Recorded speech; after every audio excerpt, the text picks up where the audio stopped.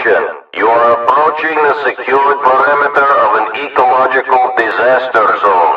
Illicit crossing of the perimeter is a criminal act. Any attempt to penetrate the secured zone will be punished by any means necessary. Patrols have the right to shoot on sight. The zone poses mortal danger.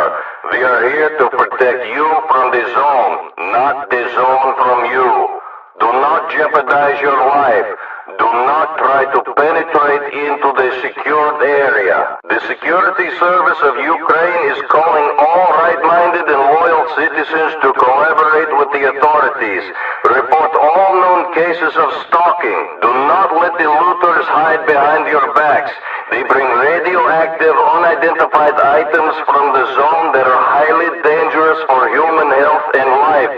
Only with your help can we eliminate this hideous phenomenon. Do not put your lives and the lives of your families at risk for the sake of dubious